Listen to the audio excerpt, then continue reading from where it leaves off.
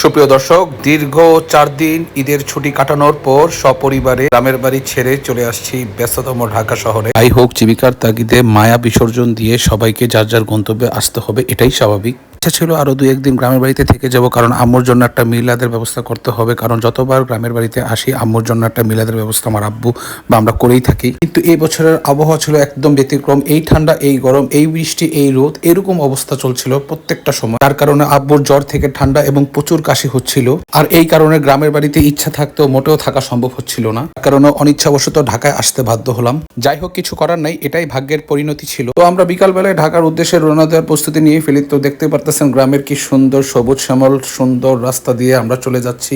এত সুন্দর পরিবেশে আসলে খুব ভালো লাগে এবং কি কিছুটা দুঃখও আছে আব্বুকে নিয়ে। আব্বু কারণ গাড়ির মধ্যে অনেক অসুস্থ ছিল, তার একটু পরপর কাশি হচ্ছিল, এটা আমার কাছে খুবই খারাপ লাগতেছিল। তাছাড়া এসির বাতাসে কাশির তীব্রতা আরো একটু পরপর বেড়েই যাচ্ছিল।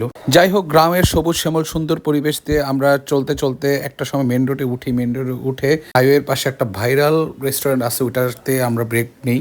সুপ্রিয় দর্শক, আমি এই মুহূর্তে কুমিল্লার এই যে তাসফিন সিএনজি স্টেশন আর কি, এটাতে চলে আসছি। জায়গাটা আপনারা সচরাচর জানেন কিসের জন্য ভাইরাল, যারা জানেন অবশ্যই তারা কমেন্ট করে জানাবেন। তো এই জায়গাটাতে চলে আসছি। তো দেখতে পাচ্ছেন জায়গাটা কত সুন্দর। আর এটা হচ্ছে লোবেন টেস্ট ফুডস অ্যান্ড বেকার্স। হ্যাঁ, এটার উপরে যে ভাইরাল যে কার্ডটা দেখতে পাচ্ছেন না, এইটার জন্য মোটামুটি এই জায়গাটা ভাইরাল। তো হঠাৎ আমাদের দাদার বাড়ি থেকে আসার সময় এই জায়গাটা পড়ে স্থানটা, তো সবসময় যাওয়া আসা হয়। তো আজকে দেখলাম হঠাৎ করে যে ভাইরাল স্পটটা। এইখানে আমার মাথায় আসতেছে না যে গাড়িটা কীভাবে এখানে সেট করছে আর এইভাবে লাইটিং করে কীভাবে ডেকোরেট করছে।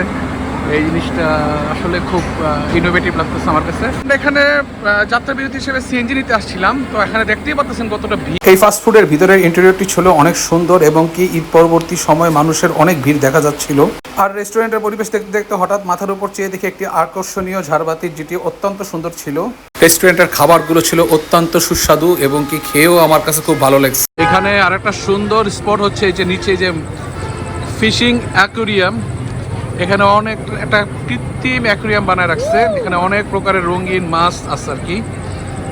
এই জিনিসটা খুবই ইন্টারেস্টিং। মানে এখানে আসলে সবার আগে নজর এখানে পড়বে, আর ওই যে ভাইরাল যে স্পটটা আছে আপনাদের একটু আগে দেখাইছিলাম, ওই জায়গাটার মধ্যে পড়বে। এখানে অক্সিজেনের জন্য মাঝখানে যে এয়ারেটর দেওয়া রাখছে নিচ দিয়ে আর কি। জিনিসটা খুবই ইউনিক। ভিডিওটি ভালো লাগলে অবশ্যই পেজটিকে লাইক কমেন্ট ফলো করে অ্যাক্টিভ থাকবেন। আসসালামু আলাইকুম।